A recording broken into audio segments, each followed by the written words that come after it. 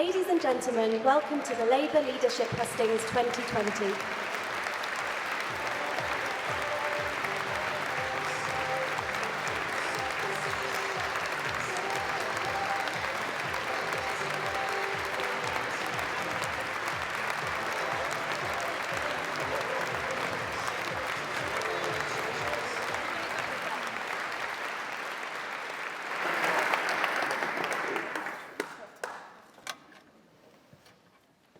Hello. Welcome to the Labour Leadership Hustings here in Cardiff City Hall. My name's Ruth Mazalski and it's my job today to keep these in check and moderate and make sure we stick to time. This event is for Labour members and it's your chance to ask the questions that matter to you most ahead of the vote. The aim of the guidelines that I'm following today and that the candidates are well versed in is to make sure that the events are fair to all of them and to make sure they're treated equally. Earlier on in the green room, I've been through the questions, the tens of them that you've submitted today, and I think you will agree we've got a wide range of topics, and as you'd expect here in Wales, we have plenty on devolution. Each candidate then gets 40 seconds to answer the question, and if there's any follow-up questions from me, they then get a further 40 seconds. Candidates can also respond, if they wish to other points that have been made by their colleagues. If that happens, we'll make sure they've got an equal amount of time to respond. It's my job to read the questions to them, so if you've submitted one, don't worry, there isn't a camera about to be flashed in your face and you're not about to have to do it, that's all on me. Before we came out on stage, the candidates drew lots to decide who would go first and who will go in which order. So as you can see, Emily will be answering first, then Lisa, then Rebecca, then Keir. If they've gone first, then the next time they will go last and so on, so we will keep the process moving. We haven't got any opening statements. So we're moving straight on to answer the questions, but there will be a closing statement by each at the end. As you know, today is due to run till 1 o'clock. I'm asking, and I'm sure they will, that each candidate treat each other with respect, but we also ask that you do the same thing. We want you to show your appreciation if you feel it merits it. But if you do that, can we ask that there's not huge amounts of extended bouts of clapping? We've selected lots of questions and we would love to get through them all to give you the best chance of picking your winner. So, we're going to get started. Let me just switch on my paperwork here. Right, our first question, if I get through this without stumbling my words, it'd be a miracle. So the first question is from Jeff Beard from Merthyr Tydfil and Romney CLP. How will you put bumbling Boris back in his box? So we'll start with Emily, please. I have an advantage over the other candidates in that I shadowed Boris Johnson for 2 years. And during those 2 years, I used to take him to task at the dispatch box. And frankly, I think that everybody says that I got the better of him. And the point is that I exposed him to be the lying, manipulative coward that he is, somebody who's not prepared to actually look at any details, who essentially believes that he is there to show off. He has no vision as to what it is that he wants to do with the country, and the way that you have to take him on when you take on a clown is you cannot do it in a way which is deadpan, you cannot do it in a way which is boring. You have to kind of go for it, and you have to put details to him, and you have to show him up to not understand any details. I used to quote things at him he didn't even remember saying, and then you come back the next time, and then you say, well, actually, Mr. Johnson, you said this, and this is what, and then you take him that way. I am good at this. I can take him on at the dispatch box, and be the one place he won't be able to hide is every week at Prime Minister's Questions, and if you want to see him taken to task, nominate me, get me onto the ballot, and then select me as the next leader of the Labour Party. Thank you, Emily. On to Lisa.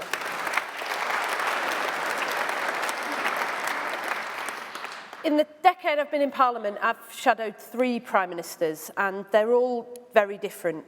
With Boris Johnson, his great weakness, it seems to me, is that he wants to be liked. And so when Tan Desai, the MP for Slough, stood up as the first turban Sikh to ever take his place in the House of Commons and challenged Boris Johnson about those disgraceful comments about Muslim women looking like letterboxes, he did not know what to do with himself. You have to take him on with the moral case. You have to take him on about the fact that he doesn't understand this country. He wants to give funding to the North, but he doesn't understand that what we really want is power and respect. And you have to take him on because he doesn't know that this country is better than he believes. We have decent values, we're a tolerant, outward-looking nation, and we've got to go out there and fight for it. Thank you very much.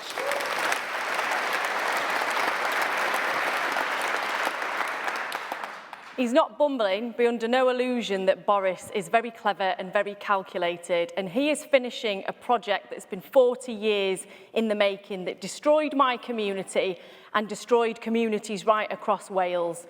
And he won't be able to tackle a working class woman from a deindustrialised community who's here to fight back and address the damage that's been done to her community and communities right across the country. He won't be able to handle a woman who has a vision, and he won't be able to handle a woman who focuses on detail, from our green industrial revolution through to democratising our economy. We will shatter the Conservatives, their hold on our communities, and Boris's appeal to the electorate if I'm leader. Be under no illusion about that.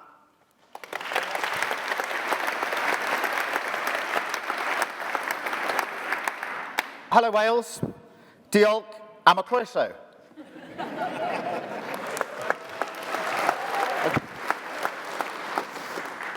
Boris Johnson needs to be confronted, absolutely head-on at the dispatch box. He hates confrontation. That's why he wouldn't do the Andrew Neil interview.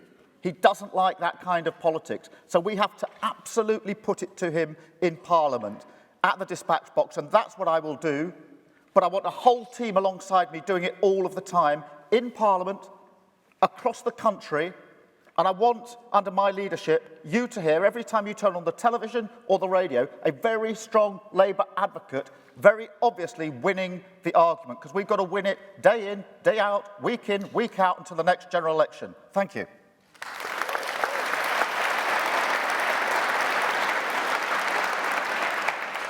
Thank you very much. Your second question is from Caris Harve-Glynn from Monmouth. She would like to know, in your opinion, what does a successful relationship between Westminster and the National Assembly look like? So this will be Lisa answering first, please. So I think that the successful relationship between Labour and between the UK government and the Welsh Assembly is one that is a partnership that respects the diversity and the strength of the knowledge and the assets and the potential in Wales, and works together to raise us up together. But if we want to build that, then we're going to have to walk the walk, not just talk the talk. It's no use saying to Wales, to Welsh Labour, from UK Labour, that we want to see more powers devolved and more respect from the Tories if we don't walk the walk ourselves. So that means we have to stop imposing candidates, telling you how to spend resources, stop publishing manifestos which tell you that we will deliver things in this country that is already being delivered by the Welsh Labour government. This has to end. We have to rebuild our party from the grassroots up and show the Tories and the country that we can do better, not just tell them that it can be better. Thank you.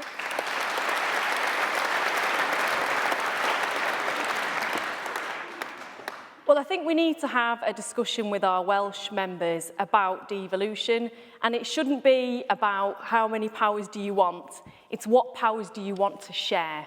And we need a constitutional settlement that respects the Welsh Assembly and indeed Parliament within Scotland. And we see them as satellites at the moment, where Westminster is king and Wales and Scotland are out there taking handouts from Westminster. We've got to defend the current settlement that we have, and we've got to make the case against this government who's imposed up to £4 billion worth of cuts on the Welsh Assembly since 2010.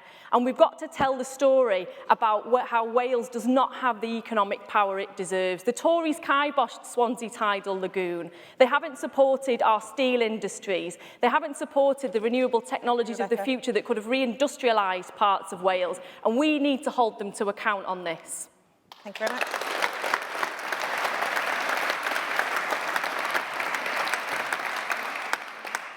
I've been walking the walk for the last 3.5 years as Shadow Brexit Secretary, coming down here to speak to members of the Senate and to build that relationship. And I hope there are people in the room that can testify to that. It's not about imposing. As leader of the Labour Party, I would not seek to impose anything on Wales. It's about agreement and working together. This week I've been in Wales talking about how the relationship can develop.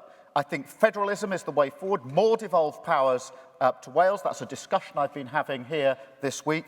I think the relationship between the Leader of the Opposition and Welsh Labour needs to change as well, because I think Welsh Labour needs to be a much bigger part of the decision-making of the Labour Party. We don't hold it close enough. We're in power here. There are examples of what's going on here that we should showcase as the Labour Party, as the difference you can make if you're in power, changing lives. Thank you.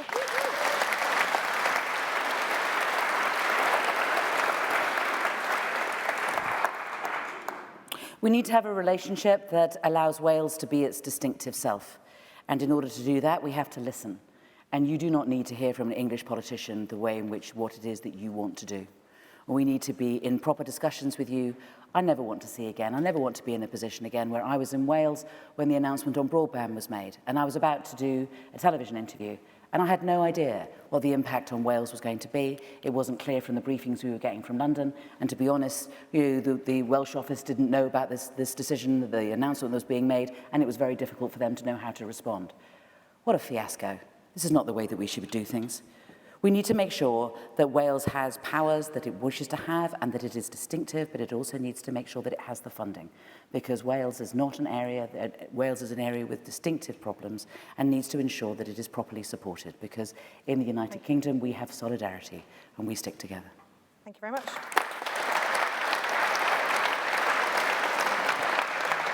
I'm just going to jump in with a supplementary letter, if we can just do the same order, because it's as a result of the same questions. So Lisa first.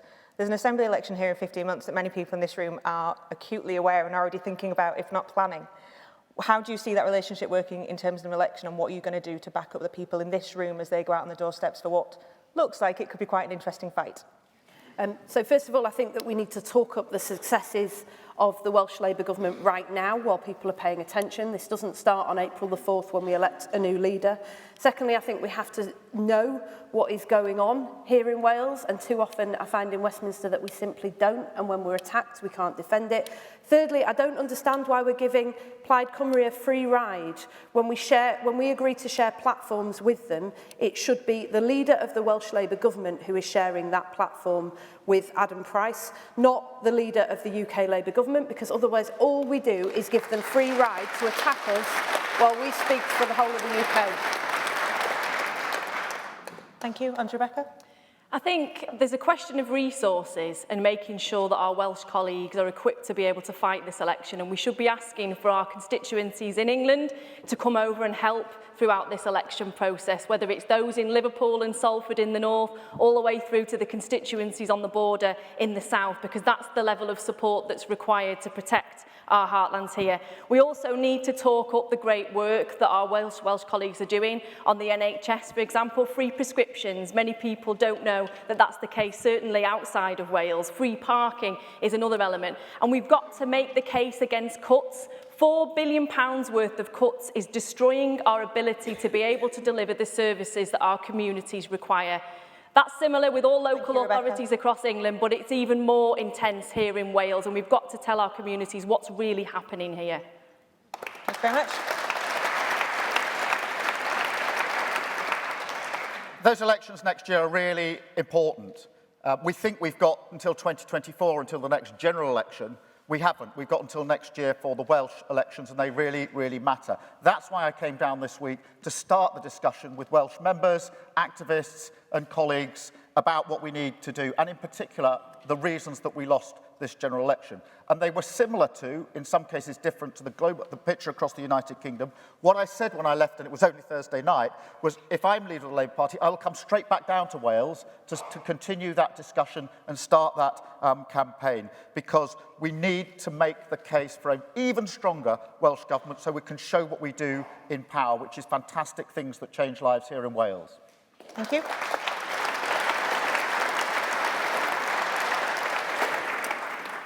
I campaign in Wales a lot. I like Wales. It feels like a second home in many ways. And we need to be able to make sure that people understand that Labour is in power in Wales and makes a difference. Whether it is announcing the climate emergency and being the first government to do so, whether or not it is taking over the trains and showing the way in terms of nationalising trains, whether it's making sure that social care is properly linked up with healthcare, whether it's ensuring that there is not the fragmentation that we suffer from the rest of the United Kingdom with academies. All of these things are successes services and all of these things are showing the way. And we also need to take the fight to the Tory government, particularly when it comes to agricultural payments, because if we're going to get powers back from the European Union, the worry will be that the Welsh Farm Minister won't be making the decisions anymore, they'll be making it in London, and we have to fight back because that's a vital part of Welsh economy.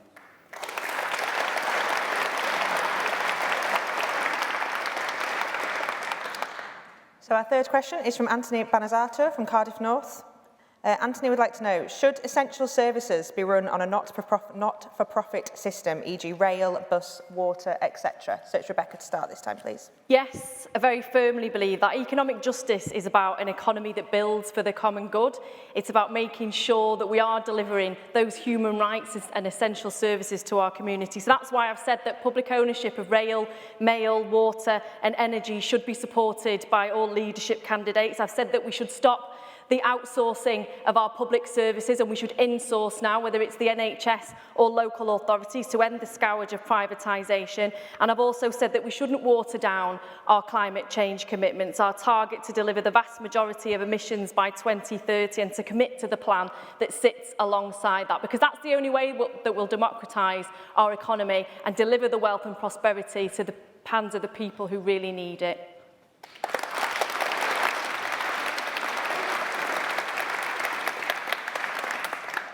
Thank you.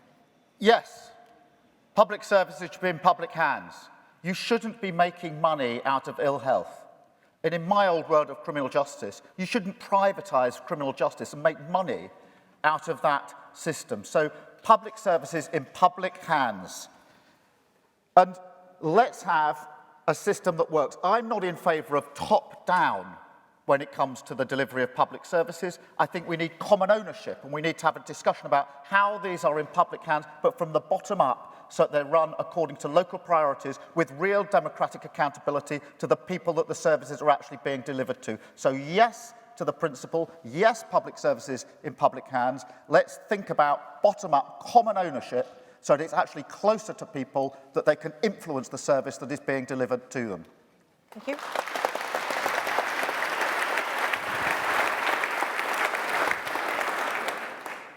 Emily. So it's amazing, isn't it, how we have nationalised railways that in other countries that own bits of our railway and make a profit out of that. I mean, how do we get into that situation? How can it be that people make a profit out of the need for others to drink water? None of this is right.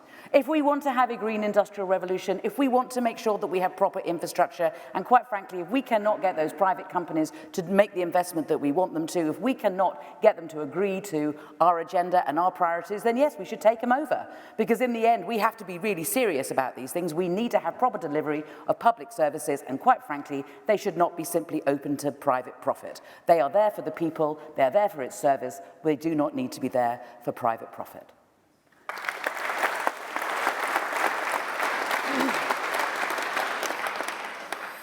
Yes, we should run our public services for people and not for profit, but we can be far more ambitious than this, surely. It's a nonsense. Anyone who's looked at the debacle around electrification wouldn't look at our rail services and think that the answer is to give more power to Grant Shapps in Westminster or, God forbid, Chris Grayling. We should be mutualising our railways and putting those powers back. Locally, regionally, devolved powers put into public hands. Why are we talking about giving big subsidies to the big 6 energy companies when over in Plymouth yesterday I saw how Labour councils across this country are actually putting these into public hands so we run them for ourselves? And why are we only talking about things like Royal Mail, water and rail when the world's most powerful commodity is data and it is currently used for private, not for public good? Thank you very much.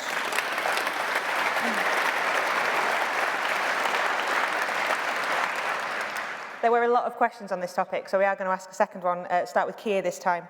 So Andrew Carter asked, has the privatisation of public assets been a complete failure, or have there been any benefits for the general public? So we'll start with Keir, please.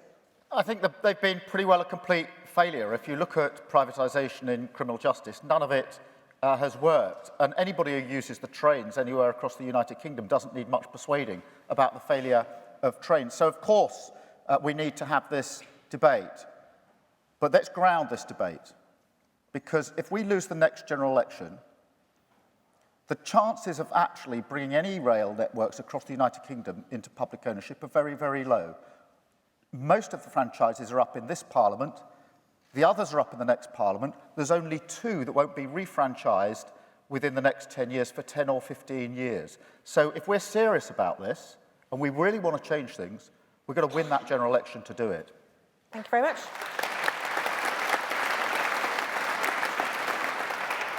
Emily, over to you. I think it's just extraordinary to think that there are private companies making profits out of the probation service and prisons. How can it be that we can allow that to happen? That they will be given a certain amount of money, but they have to hold some back in order to make a profit? You know, a profitable prison? What is a profitable prison? How can we have got into this place? We need to start winning the arguments back again, and we need to start talking with confidence and clarity about just how we have lost our way as a country. Because there are basic services, there are public services that should be run for the public, by the public, and certainly not for private profit. We need to have a mixed economy, of course we do, but there are certain things that is the public's responsibility and is not the responsibility of the private sector. Thank you, Emily.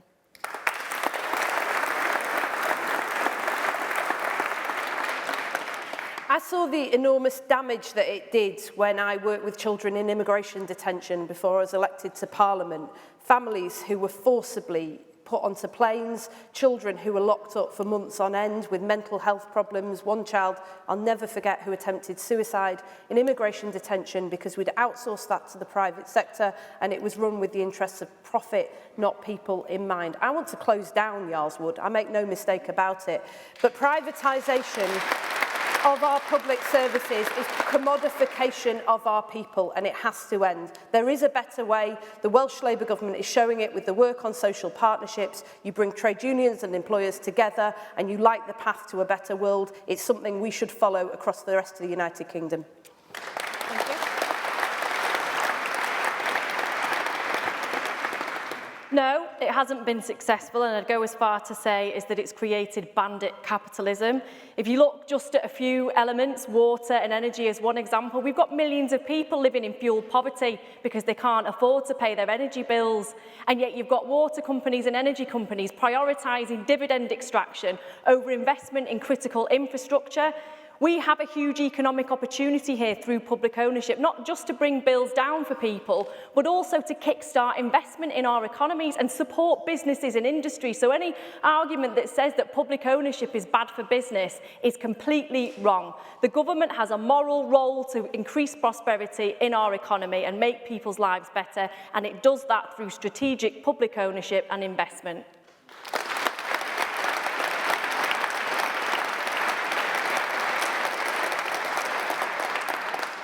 Andrew's question there was, has there been any benefits at all to the general public? Just in the same order, so starting with Keir, will you just give us a yes-no answer whether you think there have been? I think Rebecca did say no, but I'm not sure if anyone else did. So No. Keir, yes or no? No.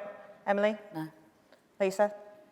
I think no, but I do think this binary debate where we don't recognise that there's a role to bring in the private sector in order to enlist their help in raising standards is a real problem. And I don't want us to get into this sort of simplistic debate, yes or no, good or bad, right or wrong in the Labour Party. I think our members and I think the public deserve better than that from us. Okay, and Rebecca, just to clarify, I do know your answer. So it was a no. No from 3 and a maybe no from the other. Your next question, so this will be to Emily first, please. So this is from Elliot Penn from Cardiff South and Penarth. A divided party never wins. How would you unite all sides of the Labour Party, and what have you done in your own CLP to demonstrate this? I'm not sectarian. I never have been sectarian. I have never belonged to any particular group. I come from the heart of the Labour Party. I was born in the party. I will die in the party. The Labour Party is my home. I will do everything I can to make sure that we are successful, but we can only be successful if we fight together. We have to stand together and fight back. And I know, actually, that when the Labour Party has its back against the wall, we don't fight each other. You know, we stand and we fight back, and that's what we have to do now. And it seems to me that every day that we spend fighting each other is a day that we waste, because that's the day that when we should be fighting the Tories. We were created as a party of working people for power. And quite frankly, we need to be a little bit more focused on that. Because if we don't get power, then we are nothing. and we have to deliver to working people, so we have to stick together. Of course, we're a coalition on the left, and there will be things that we disagree on, but 95% of it we agree on. So for heaven's sake, let's focus on that. We need a candidate that's going to take us forward, not to the left or to the right, but take us forward and get us to win the next election. Never again must this happen. Thank you.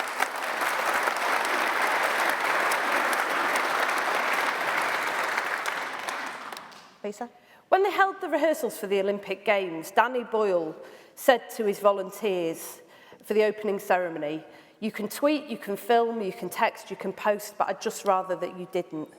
And so over the course of several months, hundreds of volunteers coming together, putting in thousands of hours, and not a single thing leaked. Why? Because he trusted them, so they trusted him. This is about respect. I want to see a really empowered democratic movement, one in which everybody knows that they have a stake, one that everybody knows that they have a role to play in driving us forward. That's what we've done in my CLP, and that's what we need to do in this party. Not just reducing this to a nonsense debate about getting rid of Labour MPs rather than focusing on getting rid of Tory ones, but real power for our members to drive decision-making in every region and nation of this country so that we can become the force that we need to be to take on the Tories and win power in 4 years' time. Thank you very much.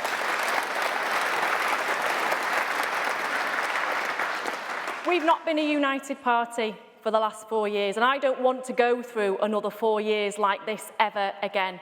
We were created all those years ago as a broad church to bring together all views on the centre-left, even though we were all different, in a coalition to provide a force that would keep the Tories out of power for good.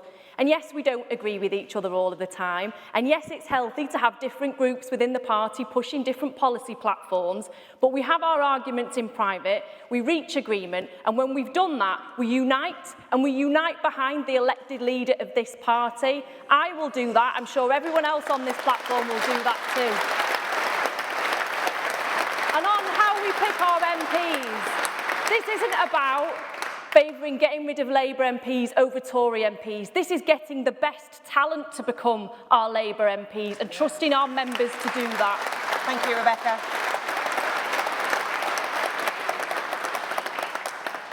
We have to pull together, and that will be my first task as leader, to unite our party. We've been taking lumps out of each other. When we argue with each other, we're not going to win the fight against the Tories and all the others that we need to get into power. So we need to pull together. It's an old saying that divided parties don't win elections, and that's because it is true. What we've done in my party is we've run a number of campaigns around universal credit to bring people together around an issue that they feel passionate about.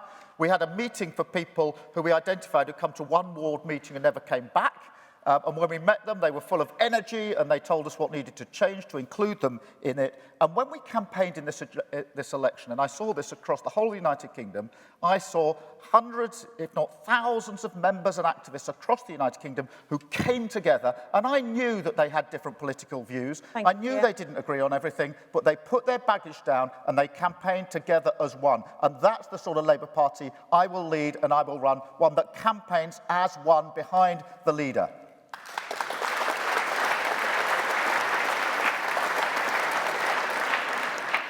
Call it an occupational hazard, but when you don't answer a question, I'm going to pull you all up on it. And the second part of that was, what have you done in your own CLPs to demonstrate it? So I'm sorry, I realised I hadn't said it. So we start with Rebecca, we'll start with Emily, and then we'll make our way down the line. I haven't had problems. I'm pointing to people who I know from who've been in my constituency. We don't have problems with division, actually. We have respect, we have mutual, we disagree with each other, but we work together, and we are an outward-looking campaigning party. And frankly, when I was first elected in my constituency, we had a majority of 484. We had nothing but Lib Dem councillors. Now we have only Labour councillors, and I have a majority of 18,000. And that is because we stick together and we fight back. And that's what we do, and I lead from the front. I'm going to do that for the Labour Party. We need a campaigner-in-chief who keeps us as one. Thank you.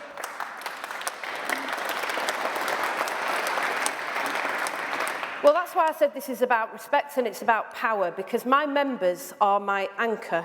They are the people who I go to when I've got difficult decisions to make. My members and my constituents are my heartland and they are my base. And that's one of the reasons why I really reject this idea that our job is to get rid of Labour MPs and not Tory ones, because I believe that we should trust our members. And that's why I say that in recent years, the parachutes, the stitch-ups, the friends of the leader being able to be the candidates over and above the choice of local party members is really disrespectful, and it's damaging, and it stops us from winning elections. And that's what we need to stop, so we get the best people representing this party out there in the country and winning power.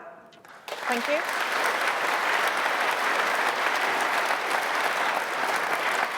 And you, Rebecca? So on the point that Lisa's just made that I feel I need to respond to, so we shouldn't have top-down selection of our MPs. That's the whole point of having open selections, so that our members are empowered to do that. So I agree with that point. But in getting rid of our Tory MPs, we have got to let the best of our talent rise through our party. Like Alexandria Ocasio-Cortez in America, if they can select her through open selection, then we should be doing a similar thing here in the UK. But in Salford, to come back to the point about how we bring our party together, we love a good ding-dong on policy in Salford. We have political education in our constituency because we know that it's so important, and we have a conference every year in Salford where we all come together with our different views and thrash out policies, and then we agree on what the final proposition should be to go to conference, and that's how our party should operate. That's a healthy, pluralist party, and that's why I'm proud of what we do in my constituency. Thanks, Rebecca. On to Keir. Let's look outward, not inwards. We're a party of 580,000 members, and we've got the trade union movement and affiliated movements with us. That is an incredible fighting force, the biggest political party in Europe. We should celebrate that. Obviously, people aren't going to agree on everything. You can't expect 580,000 people to agree on everything. But you can create the atmosphere in which there can be robust and really good debate where everybody's voice is heard, and then a decision is made which people respect. And I think that's the way we ought to do politics. I think we can do politics in that way. I think most people are used to it, because in everyday life, in most jobs, that's what happens. People have different views, they talk about it, they come together as a collective decision. And when our passion and commitment and dedication comes together, we're an unstoppable movement. And we need to build that as we go forward. A united, fighting party, looking outwards always and celebrating the fact we are so strong. Thank you. I hope Elliot thinks we got somewhere near the answer there. I will leave it to him to decide. The next question is from Dave Middleton. We'll be starting with Lisa on this one. So David's from Cardiff North. So Greta Thunberg has said that the governments of both the left and the right have failed her generation by setting targets with no plan to achieve them. As leader, what will you do to reassure young climate activists that Labour offers them a home? So I was very proud to be the Shadow Energy and Climate Change Secretary who called for a green industrial revolution 5 years ago. But then I went back to Wigan and I found that people didn't have the faintest clue what I was talking about. And I think one of the things that we have to do is take the radicalism and the dynamism of the offer that Labour has always had, from the foundation of the National Parks movement all the way through to the work that John Prescott did, and then Gordon Brown giving us the first climate change secretary and the world's first climate change act. We need to take all of that history and that radicalism and that desire to go further and faster in tackling the greatest challenge that we have, and we need to turn it into real concrete action on the ground. That's one of the things that the Welsh Labour government has done here in championing projects like the Swansea Tidal Lagoon. We've got to show people that this means better jobs, better public transport, better home insulation, lower energy bills and better lives right around this country. It is exciting and it's radical, and that's what Labour has to say. Thank you, Lisa. So the question is a really good one, because targets without a plan are completely pointless. But we need targets because we are running out of time and we're not in government. And the scale of the challenge in 2024 is going to be even greater if we don't take action now to press the government to take the radical action required. We had a green industrial revolution in our manifesto. It would have tackled climate change, but it was the biggest economic opportunity we've ever seen in this country to reindustrialise, to rebuild communities that had been savaged by this Conservative government. And the plan that we put forward, 30 things by 2030, was formulated from our members through to academic and industrial experts. We have a plan. We can't water that down, and we have got to force the government to implement every single part of it because time is not on our hands. Thank you.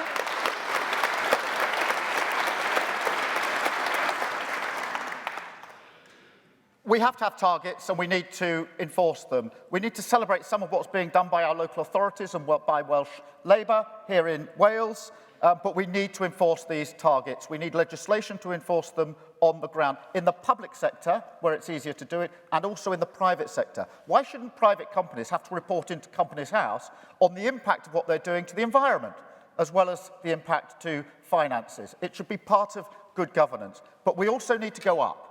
We can't do this in the United Kingdom alone. We need much stronger international agreements. I think what we've got so far, Paris is the best, is just not strong enough because it's an assessment and an audit of what countries are doing. It's not enforcement. And until that turns into enforcement across different countries, we won't solve this just in one country alone. It's why we need to be internationalist in everything that we do. Thank you.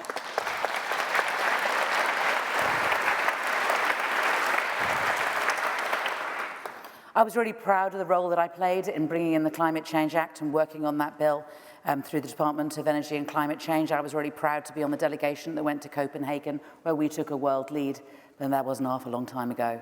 And what has happened since then? We have just been drifting, and as the more we drift, the more hopeless people feel, the more helpless people feel. And what we need to do is we need to have a clear plan. We need not only, of course, to have targets, and Britain needs to show the way in terms of how it is that we do it, and we need to be able to have things which are measurable, so that we say we are doing this in Swansea because it'll cut carbon by this amount. You know, in the last 30 years, half of the carbon in the atmosphere has been breathed out. We breathe out guilt.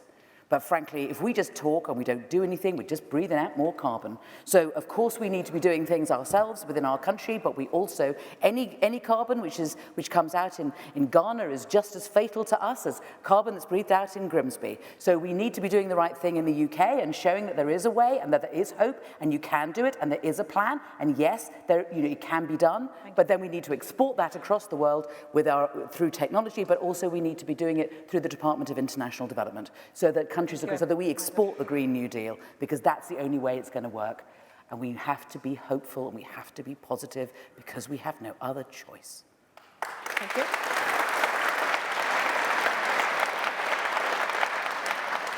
From something that's a little further away from home, maybe, to something an awful lot nearer. So this is from Gareth Howells from Ogmore CLP. This is about Welsh independence. So it seems with increasing likelihood that within the next few years, Scotland will become independent and Ireland will become one. How should the Labour Party react, and what does this scenario mean for Wales? So we'll start with Rebecca. Well, as I said earlier, I think we need to work very closely with our Welsh colleagues, and it's not a question of what powers would you like to have from Westminster. It's an assumption that Wales gets all the powers it needs from Westminster, and then it decides which ones it wants to share, whether that's defence, whether that's foreign policy, because we need to make sure that our Welsh Parliament is autonomous and has the power that it deserves and isn't viewed as a satellite in the same way that the Scottish Parliament is. Now, it's also about our colleagues in Westminster supporting our Welsh colleagues in developing the case for that collaborative relationship between Westminster and the Welsh Parliament on industrial strategy, on everything from investment in things like Swansea Bay Tidal Lagoon all the way through to offshore wind off the coast of North Wales. We need that collaboration, and we need to paint that picture and tell that story in as much detail as we possibly can to our communities, because it's easy to blame those nearest to you when you face £4 billion worth of cuts and our communities are struggling, but it's certainly not our Welsh colleagues in Welsh Labour who have done that, and they need our support. Thank you.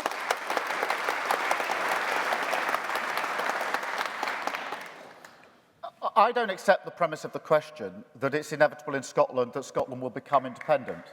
And I think we need to make a different argument. I've been up in Scotland with our colleagues earlier this week. We're stuck between independence as the argument or the status quo, and neither is right.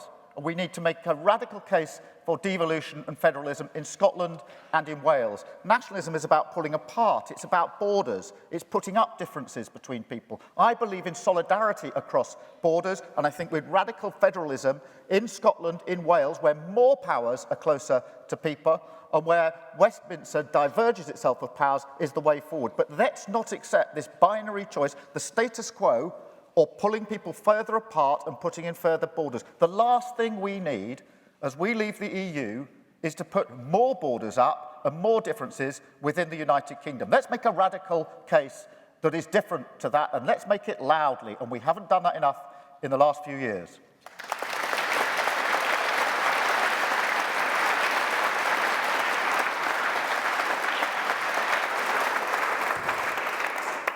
Thank you, Emily. We were talking in the green room earlier about what do we do if we completely agree with one another. And I agree with, I actually have the words that Kira's written down on this note paper. What am I supposed to do? I mean, the truth is this, right, is that at a time of Brexit, when everyone is feeling insecure, the last thing we want to do is continue to fracture. We have to bind together. We have to remember what we have in common, and we need to make sure that we stick together in solidarity. We have to be there making the arguments. Absolutely no more walls, no more fracturing, at a time when it's going to be really difficult, particularly somewhere like Wales, that has received so much funding from the European Union. The last thing you want is to go independent from the rest of the United Kingdom. Of course that's right. You know, and of course we need to continue to know that we can devolve. Of course we are the party of devolution, and yes, there is something in the arguments about more devolution and a quasi-federalist state. We need to be thinking about that, and that's how we need to go forward, but we do not split up. Not at a time like this. We need to stick together, and frankly, we have huge benefits. We have always had huge benefits of being stronger together, and we will continue to be stronger together, but we need to get out on the front foot and be a bit more confident about arguing it. Thank you very much.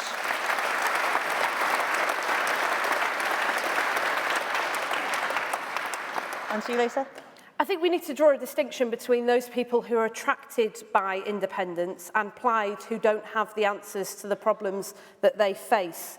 And I spent a lot of time in North Wales over the last few years, and just like back home in Wigan, people feel very shut out from the centre of power, not just from power in Westminster, but also quite often power in Cardiff as well. So I think federalism is the start, but it's not the only answer, because in Rhyl, where I spend a lot of time, and Flint, where I was on Monday, people need much more power over their own lives. So this settlement that we build, it has to run from North Wales and the valleys all the way to Cardiff, and then from Cardiff to London, or the other end of the M4, as Rhodri Morgan used to call it.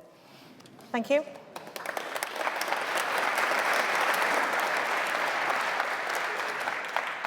I'm going to jump in with the same order again there, so we'll start with Rebecca, but there is a discussion here about independence, and there is a narrative from some of your opposition parties here where they are going to keep bringing it to the fore. So for the avoidance of doubt, if there were a Welsh independence referendum or there's a campaign for it, where would you stand, Rebecca? If the Welsh Parliament or Assembly had determined that that's what they wanted to do, I think that we could not, as a democratic party, stand in the way of that decision. But I would not be campaigning for independence, and I'd be making a very strong case for that ongoing collaboration. But we've got to view Wales and Scotland as autonomous in their own right by giving them the powers that they deserve, and they don't have those at the moment. And I think that underlies a lot of the problems that we're seeing. I think we also need to see more collaboration between our Welsh and Scottish colleagues on this very issue. Great, thank you. And Keir? Devolution's a process, not an event. And I think we should devolve more. But I think independence is a wrong turn. I think that puts up barriers. If we devolve more, and we should, that should be to the Welsh Government. It should be beyond that as well. It needs to go into communities. Many people feel alienated from whatever government they have, whether that's Wales, local authorities, or other governments. So we need to put power closer to people. I think if we've learnt anything from the referendum, it's that deep sense that people have that decisions about them ought to be made by them and with them. And that's whether it's in their local tenants association, their community group, or whatever it is. So devolution needs to be more than just formal powers passing from Westminster to another government. It needs to go right down so that we're actually doing politics from the bottom up and not the top down. Thank you very much.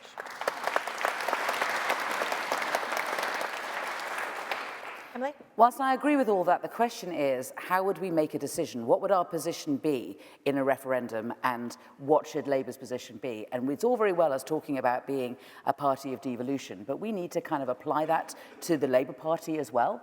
And it seems to me that, therefore, it is not for me as an English politician to be telling Welsh Labour what its policy on this should be. I need to be listening to you. We need to have a bit more close working between Welsh Labour and Southside and Westminster and England. We need to be able to work these things out together. And I think that, I mean, I remember coming down on the train with Welsh Labour when we were going to the manifesto meeting, and quite frankly, they hadn't been involved early enough at all. You know, we do need to have a bit more respect for each other, and frankly, I think that London has not had enough respect for Welsh Labour, and it's about time we started. Thank you very much.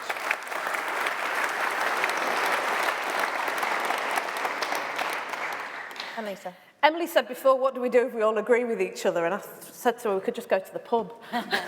Carry on this conversation there. I think that if there's a clamour for an independence referendum, like Becky, it's not right for us to stand in the way of that. But I would campaign for the Union, and I will always campaign for the United Kingdom, because I don't believe that any of the problems that working class people face in this country are solved by dividing us and by narrow nationalism. But I think this country has also had enough of referendums. We've found multiple ways to divide ourselves from each other. We've lost the ability to understand each other. We're about to leave the EU with no plan at all about where we're going in the world, thanks to this horrendous Tory government. We need to pull together and use the strength of every region and nation in this country in order to not just survive, but thrive.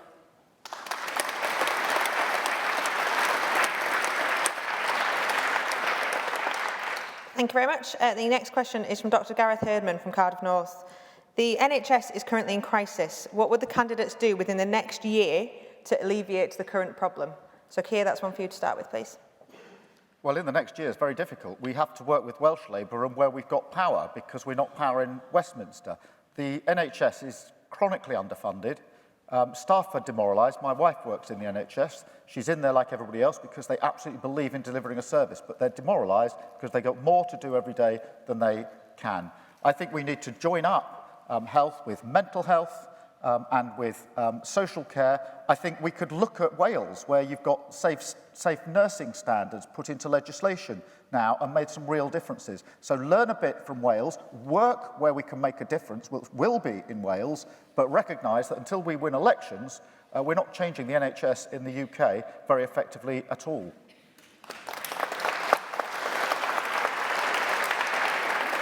Emily? So health in Wales has devolved, and there have been many great initiatives in Wales. I think that the initiative on organ donation was absolutely right. I think that the work that you do on preventative work is really important as well.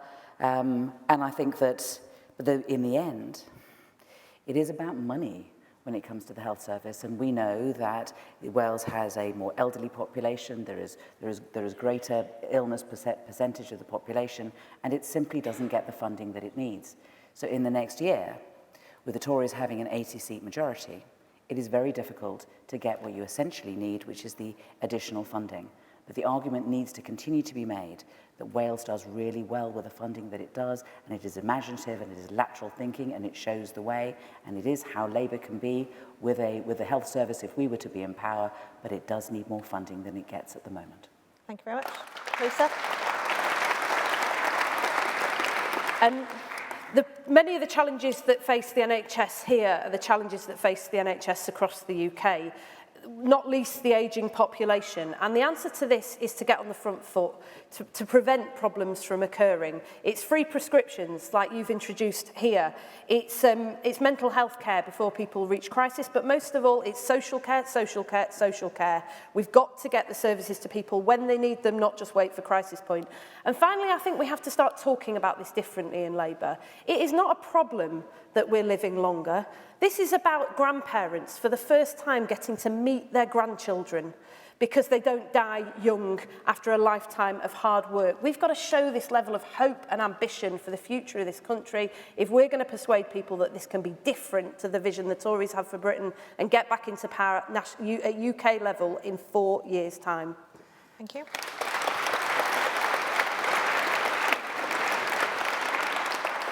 But one of the things that brought me into politics was 2010 when Andrew Lansley, the then Health Secretary, started pursuing a programme that would dismantle our NHS by stealth and our communities wouldn't even know it was happening. So there's things that we need to do nationally to make sure that people are aware of this issue in the UK as a whole. But we've also got to recognise that we have Welsh Labour power over the NHS here. We've got to tell the story, however, that whilst they're doing the best in a bad situation, they have faced huge cuts. So we've got to make sure we have a Welsh Assembly elected that's powered by Labour, and that requires all of our support right across the UK to be able to do that. And then we make the case to the rest of the UK about how the health service can be run under Labour by supporting our Welsh colleagues and demanding that extra funding to make it world-leading. Thank you.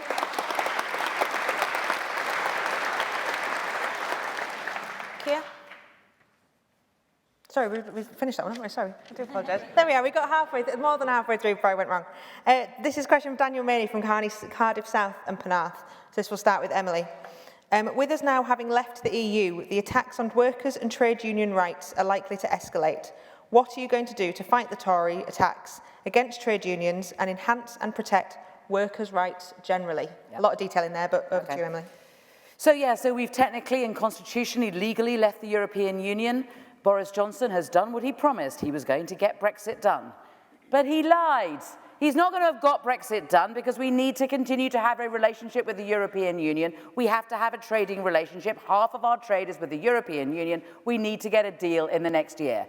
And he says that he can get it done in a year, and he lies. Because what has he done in the last month? What's he done? He's decided to have a big battle over whether or not Big Ben should bong or not. He's decided to produce a 50-pence coin. That's what he's done. He is lying. He is not going to get Brexit done by the end of the year, and so what will he do? When he can't get Brexit done, when he can't get the deals, and when he decides he has to paddle over the Atlantic to go into the small, horrible, wet, damp hands of Donald Trump, what's he going to do? He's going to instead undermine workers' rights. He's going to try and make us some sort of offshore island to the rest of the European Union with lower standards where it will be cheaper and easier to be able to exploit people. And we say no. We say, no, we're not going to have this. You do not undermine our country. You stand with us. And I tell you what, we will be there to fight it, and that will be our job. But we need to do it in Parliament. We need to do it in the communities, because we will not allow our way of life to be undermined by Boris Johnson, and we have to fight back together. Thank you.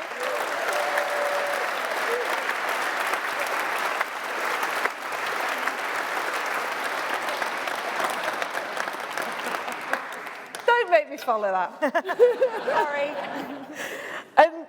I think we've got a choice now. We're desperately sad to be leaving the EU, desperately sad about what's just happened. But what is going to come next? We could either get on the back foot and try and defend 100 years of rights, the minimum wage, health and safety legislation, environmental protections, that may not survive a trade deal with the US, or we could get on the front foot and think, how are we going to stay competitive and retain those rights and improve those rights in a world in which we're trading with Trump? And the answer is education, education, education. We invest in the skills of our workforce so that companies come and invest here, and so that we can build the high-wage, high-value economy that we need. And finally, I would say this: we're only going to win this together as a broad movement. I never, ever again want to be at Labour Party conference and see trade unions booed on the floor of conference. We stick together, we fight together, and we win together.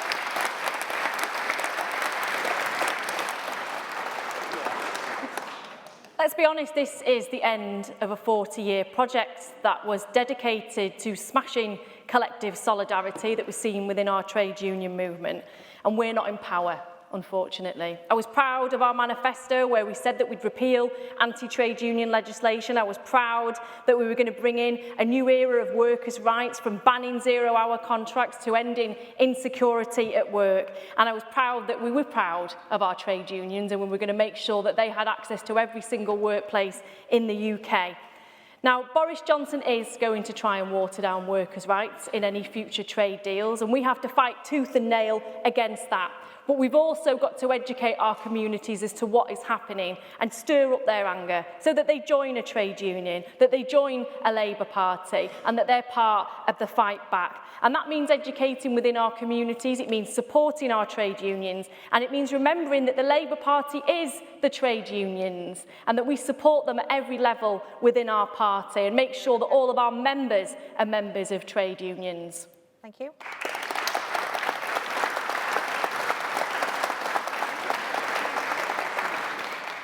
Boris Johnson's dishonest, untrustworthy and unprincipled.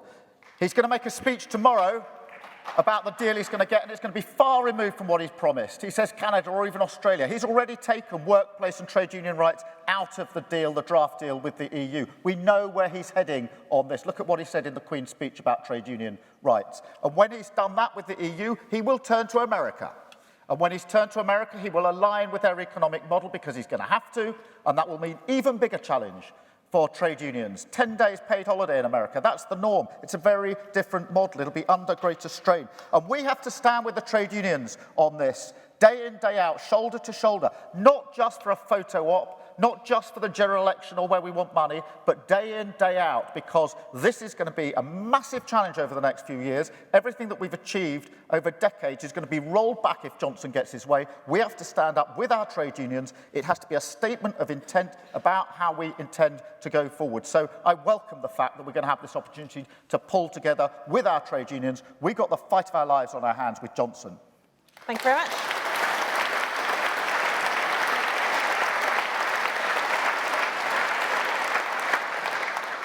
The next is a question from Anne Vaughan from Monmouthshire. Confidence and trust in Labour was lost by so many traditional Labour voters during the last election. What vision would you provide to restore their belief in us? So we'll start with Lisa, please. So I think we dramatically underestimated the need that people have for security in this country at the last election. And when we promised everything, people felt, rather than energised, they felt frightened by the prospect. As one woman said to me in Wigan, it's our money, love, and we don't have a lot of it. So I think we need to rediscover, as Naib Evans said, the language of priorities. And I think we need to take policies like we have in the past with the national minimum wage that show people the difference that a great reforming Labour government could make, but show them too that we're careful and cautious about the future of our country. And finally, we're going to be asking people to vote Labour in a few years' time who were 2 or 3 years old last time we were in government. Just banging on about Margaret Thatcher and the National Health Service, I'm afraid, is just not going to do it. We're going to have to tell a story about the different Labour makes where we are in power in this nation and in many parts of the UK, in our towns and cities. And we need to champion those stories, we need to tell those stories, and we need to empower this movement so that we can become a grassroots movement making change on the ground again, so that in 4 years' time we can say, you can trust us to deliver, because this is what Labour does where we are in power.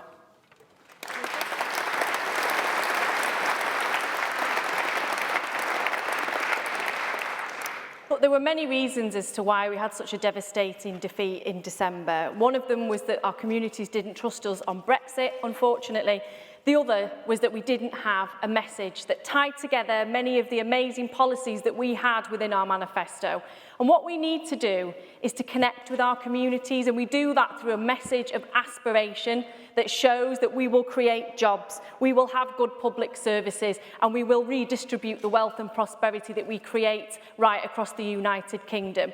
I have a vision that I've been developing for the last 4 years that I know delivers that, from our green industrial revolution that connects urban areas, rural areas, young and old, around a vision of what our future can really look like and how our children's and grandchildren's lives are going to be throughout the next generations, all the way through to a democratic revolution that shifts power from Westminster and puts it into the hands of people within our communities. We'll only win when we've got an agenda of hope. Any Labour government that's won before has only won when they've had that future vision of hope, whether it was 1945 and rebuilding Britain or 1997 promising that real change was going to come. That's how we win, with that vision.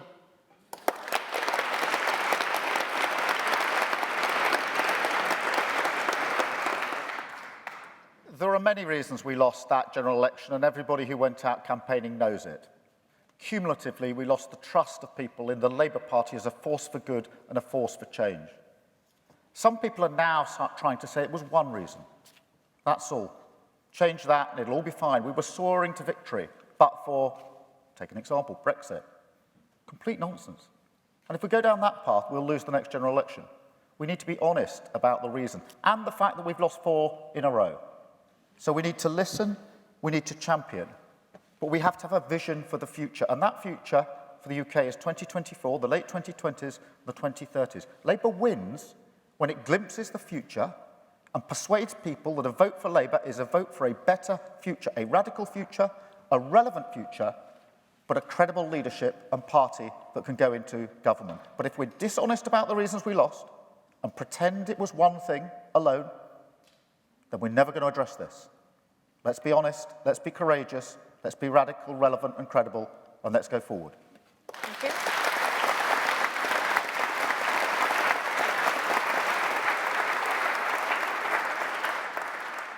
I think the fact that we had a general election instead of a referendum was a major problem, but I don't have time to discuss that in 40 seconds. But let me tell you this, I think that Britain this is not our way. The way that we are at the moment, we have been sliding to the right, and in 5 years' time, who knows where we will have gone. People don't like the fact that there are great big holes in the safety net so that entire families fall through and end up in food banks. People are disgusted at the fact that there are people who fall through the safety net and end up sleeping on the streets. This is not our way. They are disgusted at the fact that there are people bleeding to death in corridors waiting to be seen by the National Health Service in A&E. This is not our way. This is not our way. And I'll tell you what, they also want a party that will not only correct that, but they want a party that will also allow there to be opportunities for us to be on their side, to help them get on. And that is education, but it is also being radical when it comes to transforming our economy and having a regional industrial strategy that is also aligned with our vision on a green economy. We can do it, but we have to be professional, we have to be competent. They have to believe when we say there is another way, it doesn't have to be like this. They know that we can deliver it. And if they know that we can deliver it, they will vote for us and we will get back into power. Courage, comrades, courage. We can do it.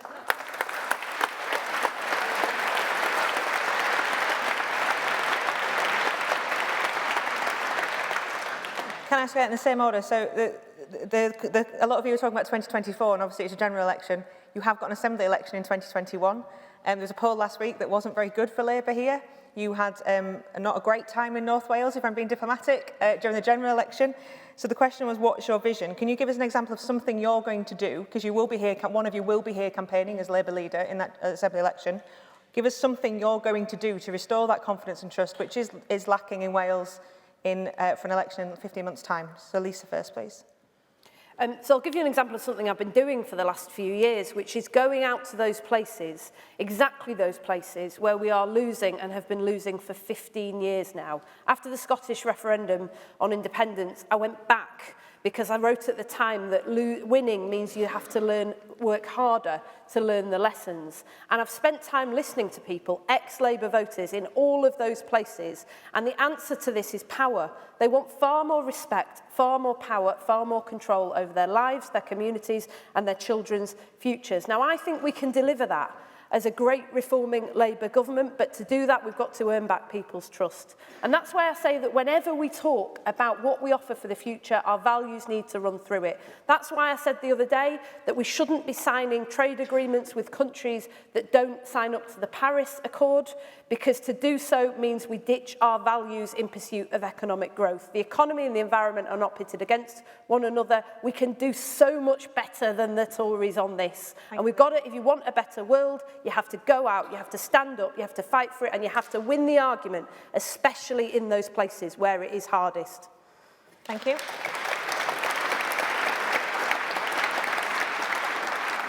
I think the next leader needs to support our Welsh colleagues' vision of the future, and certainly I've been trying to do that over the last 4 years. Looking at the technologies of the future, Swansea Tidal Lagoon is one example where this would have been a pioneering technology for the world. It would have created employment right across South Wales, in factories, in industries and supply chains that would have been there to support it. And then we could have exported our expertise and talent across the world, because this was innovative, it was new. And we didn't have a government in Westminster that realised that. And our Welsh colleagues need to be able to make the case to their communities that they want to champion these leading technologies. Wilfer is another example where they wanted to lead in renewable technologies in North Wales, yet the government in Westminster again refused to support it when the power station deal there collapsed. They already had colleges in North Wales set up to skill up the people to go into this new industry. Thank you, Rebecca. So it's the role of the leader to support that vision of the future, and that's what I'll do.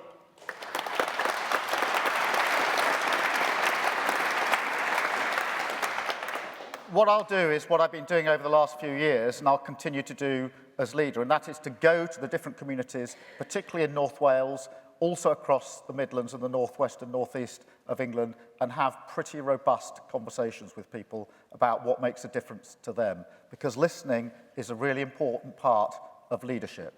And when I've done that in the last few years, there's been a compelling case. Once we get past the knotty and the gritty discussions, and I say, well, what is it that would make a real difference?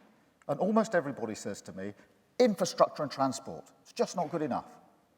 Jobs with real dignity that replace the jobs that have gone, dignity and security, and for heaven's sake, give us greater control over what happens in our lives. Don't do things to us, do things with us. And that's the message I've heard loud and clear. I will continue in the same vein and work with Welsh Labour relentlessly from now until those elections to get our message across about what is already being done by the government here and championing it, because there's some fantastic stuff, and making clear what else could be done if we win that next election in May of next year. Thank you.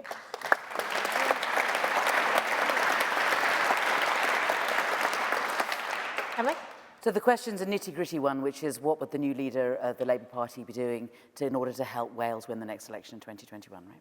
Yes. So the first thing is we have to do something about North Wales. Having lost so many MPs in North Wales, of course we lose infrastructure, we lose focal points. It seems to me the first thing we should be doing is making sure that we bring some money from Southside and put it into North Wales. Make sure that Welsh Labour actually has enough funding in order to be able to help set up infrastructure, to start talent spotting, to start bringing teams together, to help them get over the grief of losing so many members of Parliament. That is a kind of, that needs to be done. I will continue to visit Wales, whether I am leader or not. I have been to, I think, 18 different constituencies in the last 18 months. I will always be in Wales and I will always be with you and I will stand shoulder to shoulder with you. But I want to be your campaigner-in-chief, and that's why I want to be the leader of the Labour Party.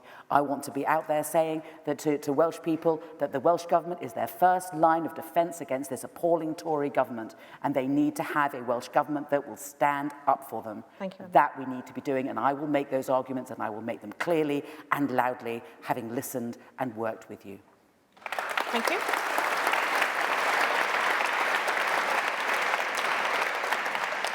So we'll start with Rebecca this time. It's no surprise the subject of this question when you hear it, who it's from. So Dawn Bowden would like to know about devolution. So Dawn's question is, how will you work to ensure that we develop and build on the progress of devolution? I think I've made a lot of the comments about this before, about what is real devolution. It's not devolution of cuts. It's making sure that Wales enjoys the full suite of powers, economic and political, that they should do. And where they want to share powers, they make the choice to share those powers rather than Westminster telling them what they can and can't have. We need to see real empowerment and we need to see a real democratic revolution. I've also talked about sweeping away the House of Lords and replacing it with an elected Senate.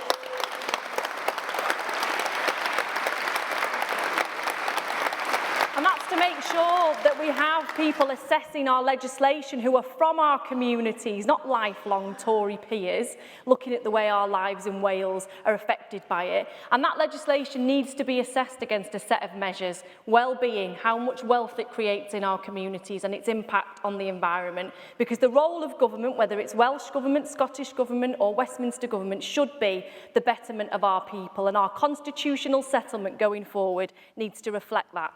Thanks, Rebecca.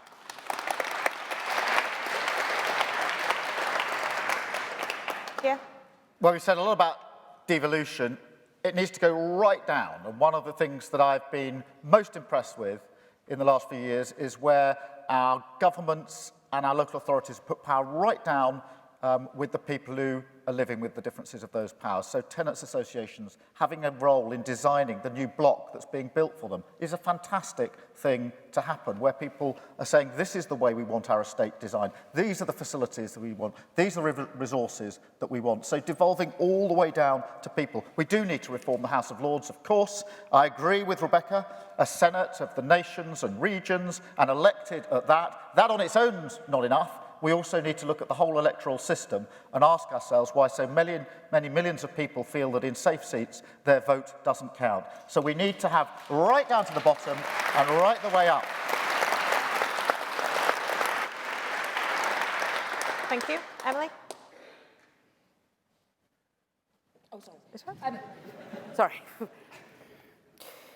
How do we increase devolution? Frankly, we need to be looking at all the powers in Westminster and going, oh, why is that here? Why can't that be devolved somewhere else? Who's making the decision here? Who's actually got the best information when it comes to making a decision? We need to be very much continuing to develop us as a party of devolution. That's what we need to be doing, and we need to be doing it with proper respect for the regions that are nations across the UK.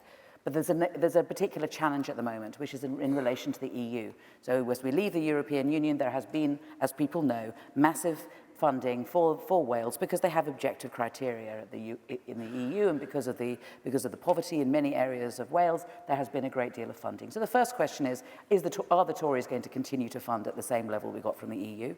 And the next question is that when there was funding in relation to farming, there was a Welsh agriculture minister who was in Brussels who was making the decisions. What are they going to do? Are they going to take that power and put it back in Whitehall, or should they be giving it to the Welsh government? They should be giving it to the Welsh government, so the Welsh government can make the appropriate decisions for Welsh agriculture, and you can do things your way and in a Welsh way, with Welsh people making decisions about what should be Welsh money. And a future for Wales when it comes to agriculture is really, really important. We do not need that to be not only not devolved, but actually more powers being taken away from Wales in that way. It would be disgraceful. Thank you.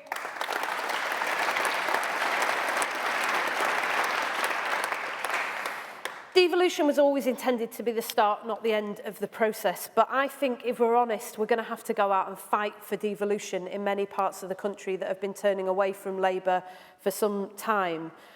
In my own constituency in Wigan, people feel that the city mayoral deal, where Labour is in power, hasn't delivered for them in the same way it's delivered for Manchester. And when I was in Rhyl the other day, people were telling me exactly the same thing about devolution to the Welsh nation. So we're going to have to move decision-making much closer to home, where we are in power, because we may not be in power at UK level, but we should never believe that we're powerless. In the end, this is about respect for people and the belief, the deep-rooted belief that people are the best agents of change in their own lives. I learned that when I worked with homeless teenagers for the charity Centrepoint, and Attlee once said the foundation of democracy is a willingness to believe that other people may perhaps be wiser than oneself. That's going to take a cultural shift from the leadership of our party, but that's the leadership that I would bring.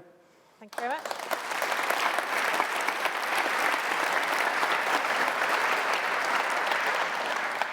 So we'll start with Keir on this one. So this is from Lise Burnett from Cardiff South and Penarth.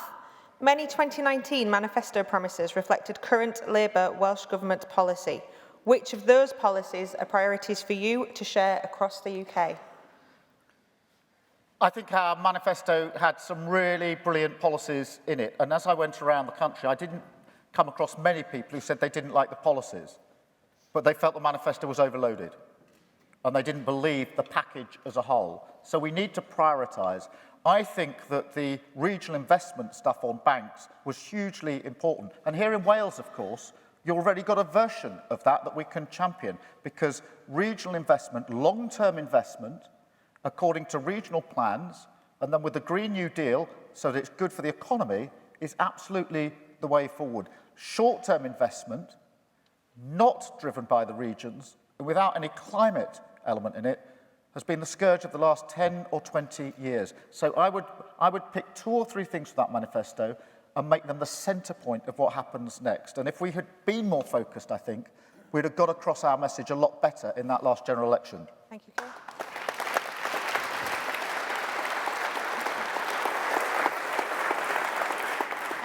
Look, I don't think there's anything in the 2019 manifesto that I disagree with. But the point is that there was too much of it. We were completely overwhelmed. It was a 15-year programme. It was not a 5-year programme. And they kept making announcements, 4 or 5 announcements a day. I mean, I was having difficulty keeping up with it, so I don't know what you guys were making of it on the doorstep. You know, and the point is that it just looked like we were bombarding people with policies. Now, I don't want to go back to the 1990s, apart from maybe winning elections. You know, and one of the ways you win elections is by having a pledge card and having 5 priorities. You know, we need to be able to prioritise what it is that we stand for, so that people understand what we stand for and don't feel overwhelmed. When I was in Australia, I saw an Australian Labour Party in grief because they had lost the general election, and they'd done the same as us. Did we not learn? Now, these are the things that we need to do. The things that I would prioritise that come from Wales and that you are maintaining is the educational maintenance allowance, grants, and integrating social care. You know, those are really important policies, and you show the way, and you show that this can work. And we need to be piggybacking that and saying, you see, Labour and Power can do this. Thank you. But as I said earlier, if people don't believe that we can deliver it, if they don't think that we can even deal with anti-Semitism in our midst, then how do they think that we're going to be able to change fundamentally our economy in the right way? That's the challenge. Thank you, Emily.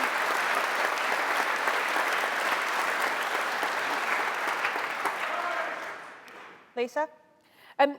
I think there was a lovely symbolic policy in our manifesto that you've already done here, which is about abolishing hospital parking charges, because it says to people that we stand with you at some of the hardest times in your lives.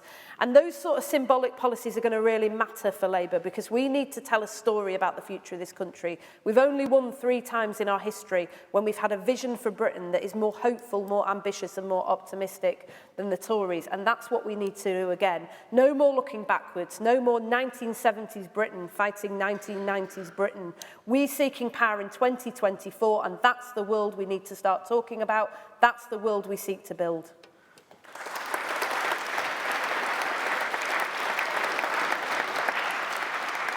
So I'm not cherry-picking winners and losers from our manifesto. 40 years ago, a woman from Grantham devastated our economy with a new economic model, the repercussions that have been felt for generations. That manifesto was our version of that. It was rebalancing and revitalising our economy for our communities, not for a shadowy elite at the top. Now, we lost trust on the manifesto, and despite many of the policies being the right answers to the right questions, people just didn't understand what they were, and they didn't believe that we could deliver them. So we need a powerful message of aspiration that explains to people what our manifesto was actually for. It was about our communities rising up together, not individuals on a ladder that they get to the top of and leave everybody else at the bottom. It was about us all aspiring and achieving together. And that manifesto delivered that, and we can go further than that, and that's what my vision will do.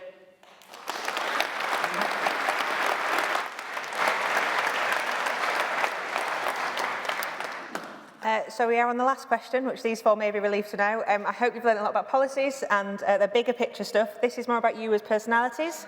So if there's anyone that's still undecided, this may give them a little nudge in one direction. So it's from F. Woods from Cardiff South.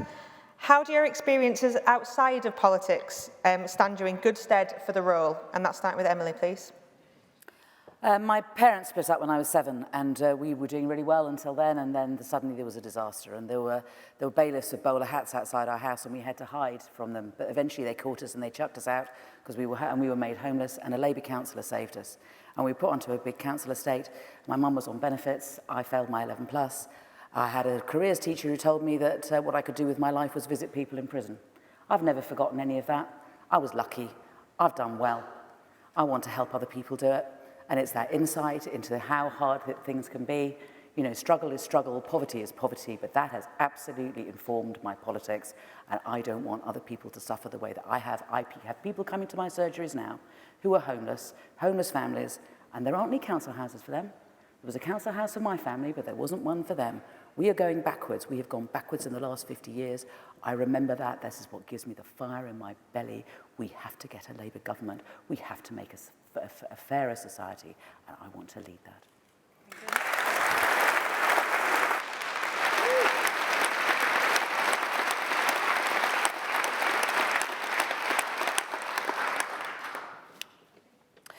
My dad came to this country in the 50s from India and fought the race relations battle all his life. And in every battle I've ever fought, whether it's for homeless teenagers or refugee children before I came into Parliament, I've learnt that at moments of danger, you have to run towards trouble, you have to make waves, and you have to win the argument, especially where it's hard. I'm not scared of Andrew Neil.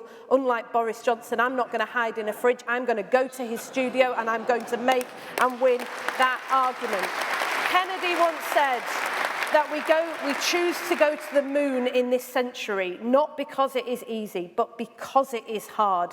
That is the sentiment that Labour needs to take forwards, not just on April the 4th, not in 2024, but right now with every single one of us in this room.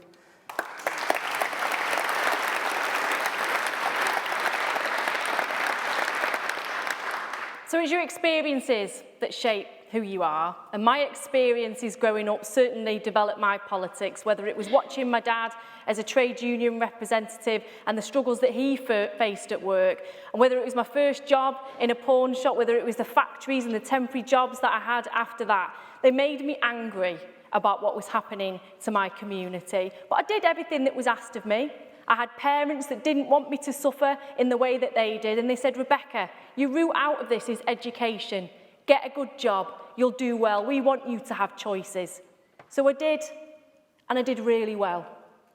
But then I realised that everyone else I grew up with, they didn't. And they weren't cleverer than me. They didn't have, different attributes that set them apart from where I was. And I realised that you can't have an economy that's based on luck. I was lucky. Aspiration should never be about luck. It should be about us all rising together, not one person getting to the top of a ladder and waving to everybody else at the bottom. And that's what socialism is. And that's why I'm proud to be in the Labour Party, and I'm proud to talk about that collective aspiration. But on a more personal level, probably how does my current life experience affect who I am? I'm mother to a 7-year-old who doesn't hold back in what he thinks about things. And he's not impressed that I'm running for the Labour Party leadership because he wants me to be a primary school teacher in his school. And what he thinks we need to do to win the next general election is stand on a platform of unicorns and Mars bars. So, keeps me grounded.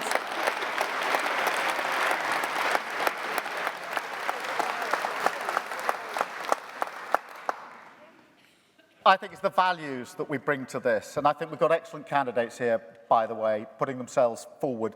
For me, my values come from my background. My dad was a toolmaker, my mum was a nurse, so my dad worked in a factory all his life, 8 o'clock in the morning till 5 o'clock, then he went back 6 till 10, 5 days a week. So I learnt the values of hard work in what was actually a very difficult time, because that's when Thatcher was decimating our manufacturing sector. I hadn't been in a workplace other than the factory until I left home for university.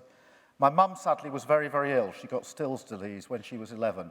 And so as a boy and as a man, I've seen the inside of high dependency units and intensive care units many, many more times than I should have done. And I learned from that the value of public service and what skills our NHS were bringing, and a vehement hate of privatisation in our NHS, and a determination. My mum was told over and over again, you'll never walk again.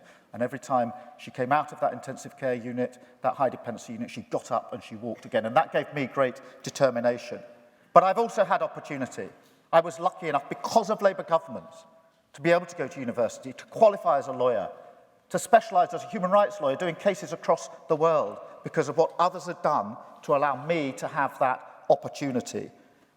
And I think it's about leadership. And I've led a national organisation for 5 years of 8,000 staff and actually had to take very difficult decisions, either individual case decisions or decisions about a policy. What do you do about assisted suicide across the whole of England and Wales? So values, determination, vision and leadership.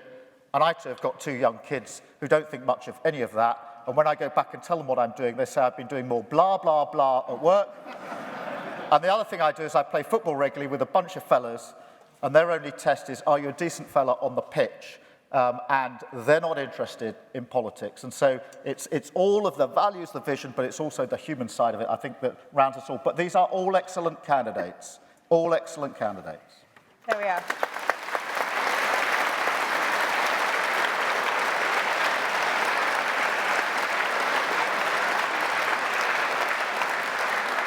On the whole, they have kept to the time, so I hope I don't get too much for telling off at the back in a moment. So now it's time for your closing speeches. So we'll go in the same order that we started with. So we'll start with Emily and make our way down the line, and each candidate gets 2 minutes for this. Well, I may be an excellent candidate, but I'm yet to get on the ballot. And that's the truth. And you know what? I'm the most experienced of the candidates. I've had 7 front-bench jobs. I've done 2 years shadowing Boris Johnson, and I tore him to pieces every time. Why don't we give me a chance to be involved in this debate? But I can't do that if you don't nominate me. So please, will you just get on and do it? Because we should have a debate that has the widest possible selection for members. You know, and given my foreign policy experience, given my security experience, I think I raise their game. I think I raise their game, and we should make sure that our 600,000 members actually get a choice of 4 excellent candidates. Why are we cutting it down to 3? So please, just get on with it. Would you just get on and nominate me? You know, really.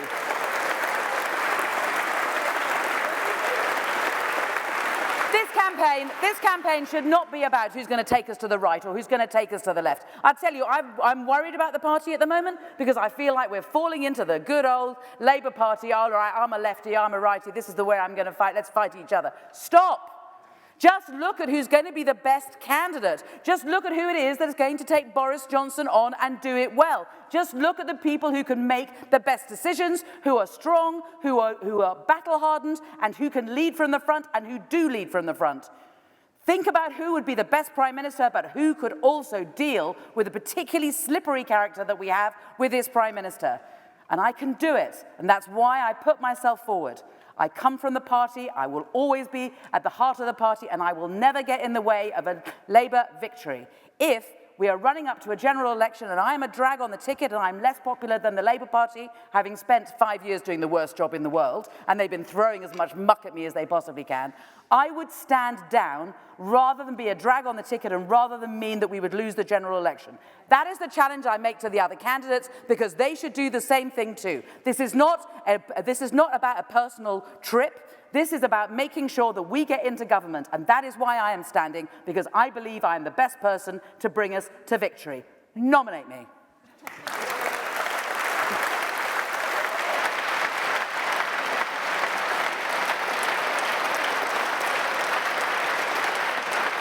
Following you, Emily.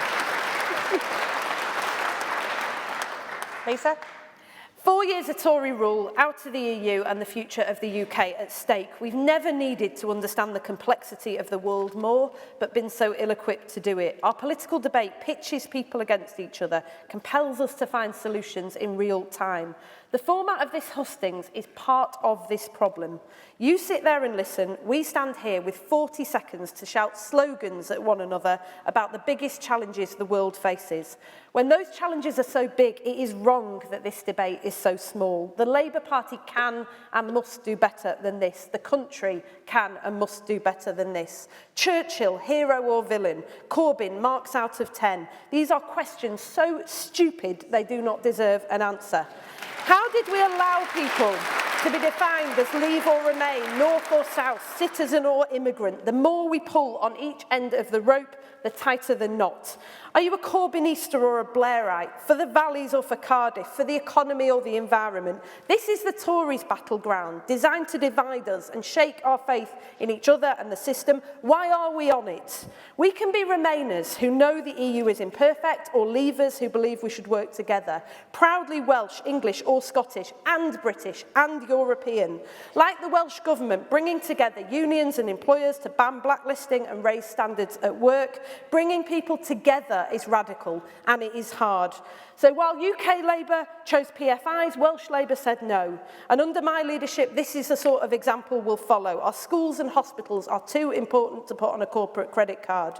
And it's when we have the bravery and the intellect and the emotional intelligence to challenge what is that we protect our union and we change the world. So today I'm asking you to join me to choose a different sort of leadership and a different sort of leadership that stands up and fights for better, for the political debate we deserve, for the world as it can be.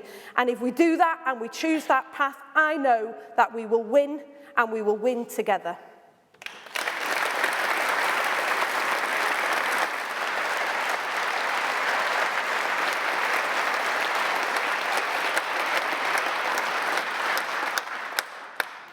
There's a spirit in Wales that's not unlike the spirit that I've got in my home city of Salford, a ferocious fighting spirit. And over 40 years, both Salford and communities across Wales have faced the same problems.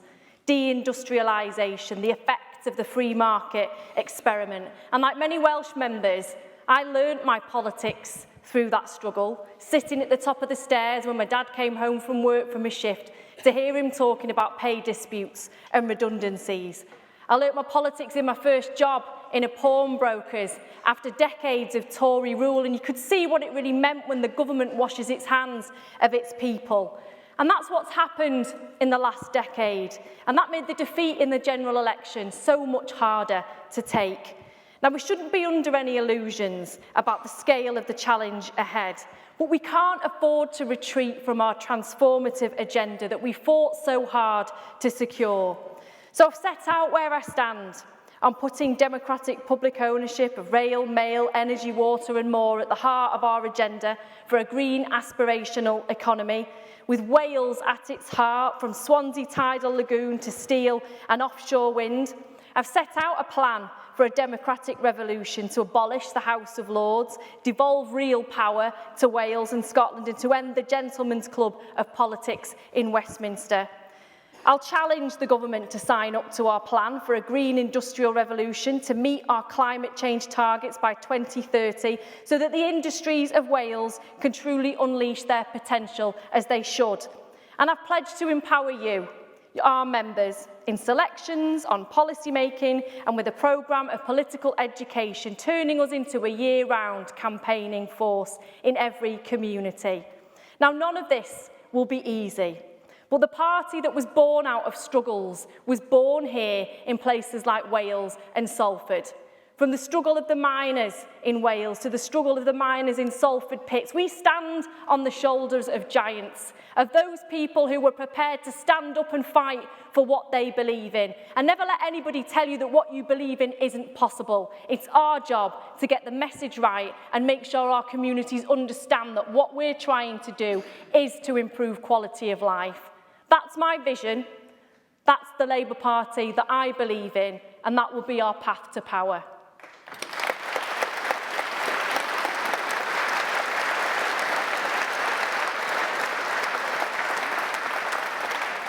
And finally, Keir. Here we are in Wales. What does Welsh Labour, what does Wales want from the next leader of the Labour Party? Less lecturing and more listening. I believe another future is possible, and you're showing that here already in what you're doing. Homelessness legislation. You've got it. Suspend the right to buy. You've done it.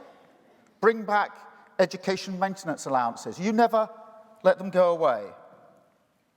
And when Caroline Harris had that brave campaign to end child burial fees, Wales didn't need to be asked twice, unlike our national government. We need the courage and the conviction to do the same across the whole of the United Kingdom, to build a fairer and more equal world. And we need to start with a new economic model, where those that can pay more do pay more, the top 5%, where corporations pay their fair share, and where we tackle tax avoidance, where the Green New Deal is hardwired into everything we do. We've just lost not one election but 4. And we, you, our party, our membership, our activists, our trade unions, we've got a choice to make. We can either mope around, head in hands, mourning our loss, arguing, battling with each other why we lost, or we pull together with our passion and commitment into a united fighting force that can change things for the future. How proud would you be?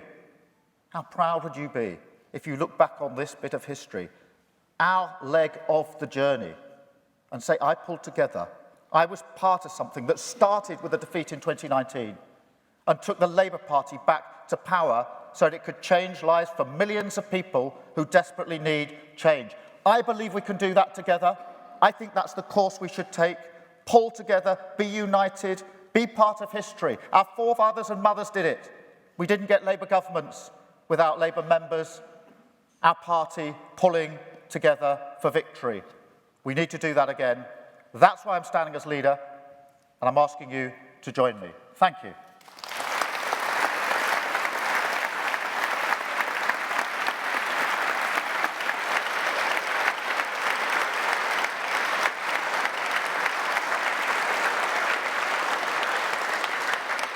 There we have it. Thank you very much indeed. Thank you for your questions. Sorry for those that we didn't get to. And don't forget, we'll be back in just less than an hour for the Deputy Leadership Hustings 2. So grab a good drink and we'll see you back here shortly. Thank you to all four.